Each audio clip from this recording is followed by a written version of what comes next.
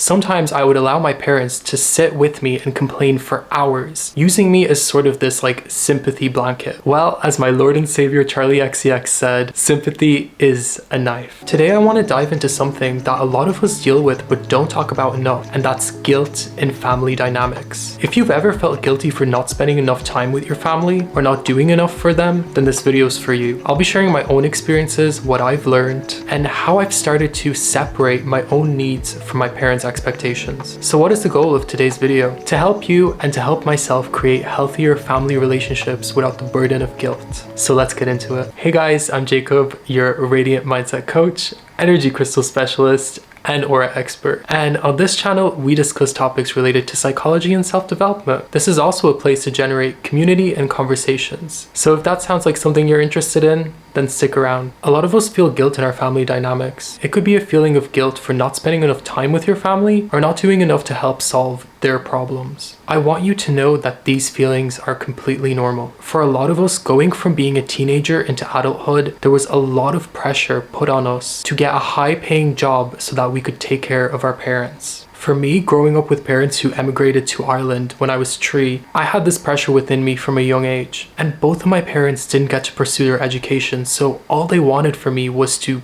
go to college and get a high-paying job. I feel like becoming successful and helping your parents out from a place of love is healthy. However, a lot of us will feel the pressure to go and run towards a high-paying job just so we can help our parents and fix all of their problems. And this is where a lot of people can get sucked into the 9-to-5 trap because they want to please their parents, and there's an unhealed part of them that still longs for their family's stamp of approval. And we've all been there. I've always been a sensitive person, and I actually think that's a big part of the puzzle in this whole thing. If you were a sensitive child growing up, chances are you've internalized a lot of this pressure and limiting beliefs that your parents put on you growing up. When I first moved out of my childhood home, I started to break down some of these limiting beliefs and constructs, but it took a long time. And sometimes spending time with my parents even to this day will bring up some of those old limiting beliefs. Something that I've had to deal with while reprogramming my mind has been working on myself to the point where I believe that I can do anything and that I'm in complete alignment with my desired reality, just to be brought right back to those limiting beliefs after spending a few days with my parents. And chances are you've experienced this too. I've heard people say, spend a week with your parents and you'll see where your mental health really is. In a way, I do believe this to be true, and we can look at our parents as a final boss in this whole like mental health journey. However, I don't believe that's fully true either. I think we ourselves and our subconscious mind are the true final boss in our mental health journey. So what will change the perception about this guilt that you're feeling? I think it starts with creating a separation between your parents' wants and needs and your own. Understand that you're not responsible for your parents' thoughts, identities, and beliefs. That's for them to figure out. You are only responsible for yourself and how you react to these feelings. Understand that the things that your parents say relating to your career and your life come from their own fear and lived experiences. So it's personal to them, but it doesn't mean that you have to take it personally. And I know it's easier said than done, but hopefully by practicing some of the tips in this video, you'll be able to shift your perception on guilt. So here's my first little nugget of wisdom. Practice keeping a lighthearted attitude, adding humor, and steering conversations into more healthier and positive topics. I've lost count of the amount of times I've let conversations with my parents steer into negative topics, things like judging others, complaining, or other things that don't align with me anymore. Sometimes I would allow my parents to sit with me and complain for hours, using me as sort of this like sympathy blanket. Well, as my Lord and Savior Charlie XCX said,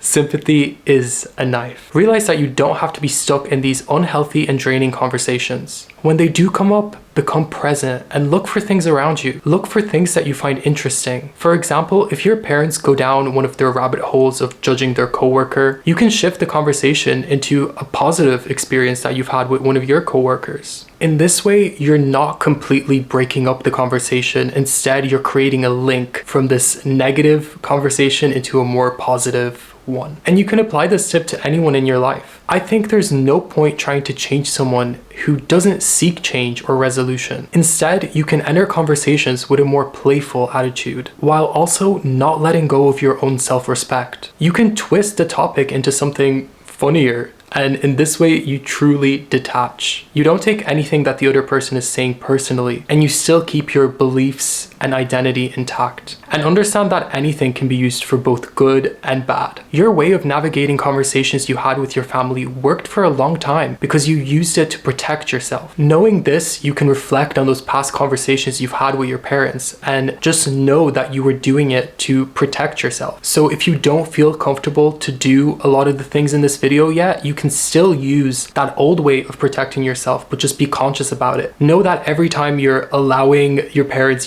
complain for hours, you're doing it out of self-respect because you don't want to create tension. If you can flip it in this kind of way, it does become healthier, but I still think ultimately the healthiest way is to become lighthearted, to make conversations funnier, and to shift topics into more positive ones. I want to talk about distance. I feel like for a long time I would have said that moving out and becoming independent really helped strengthen my relationship with my parents. However, I want to challenge this belief. No amount of distance will heal an unhealthy relationship if the same patterns are repeated over and over again. I know this video is mainly about guilt, but I did want to bring this up as a reminder to myself that distance really didn't heal my relationship with my parents. However, it did allow me more time to think about how I would navigate my feelings and emotions when I am around my parents, but ultimately I had to be the one to put them into practice to start the healing. If you are in a situation where you only get to see your parents every few weeks or even months, I want you to focus on creating more positive experiences together instead of dwelling on the guilt. And I know this can be hard, but when you make that active choice to create a positive experience for yourself and for others, the feelings of guilt will fade away. Instead of focusing on all the things you didn't do, all the times that you didn't get to show up, focus on creating a positive moment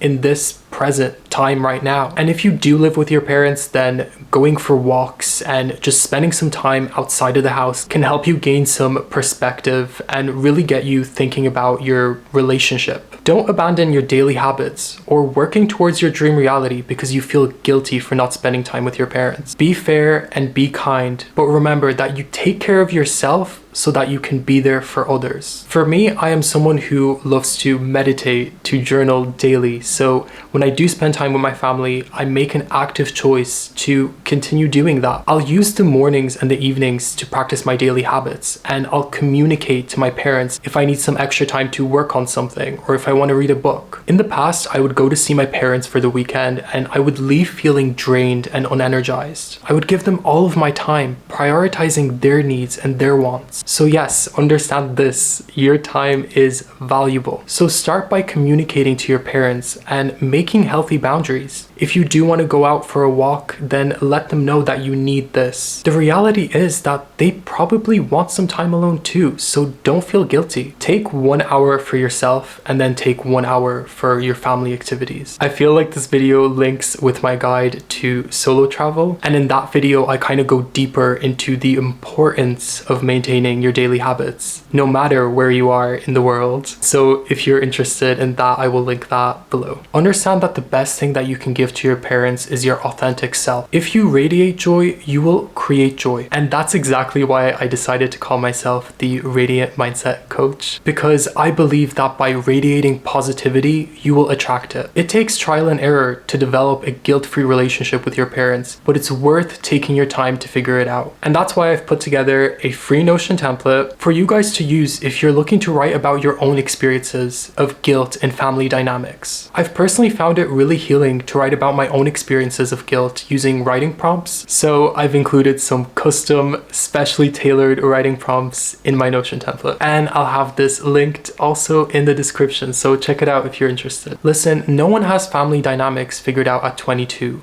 Sometimes even 62. And if you do, then you truly are a genius and I want to be best friends. And what's funny is I'm actually seeing my family this weekend, so I've put a lot of the thoughts and kind of emotions I felt around this into this video. So yes, this has been a very healing, very eye-opening experience. I hope you guys enjoyed this video, and if you want to see more of me, I'm on TikTok and Instagram where I post shorter videos and hopefully some vlogs soon. That's something I'd love to start doing. I hope you guys enjoy your week and make sure to radiate that joy and peace. Bye.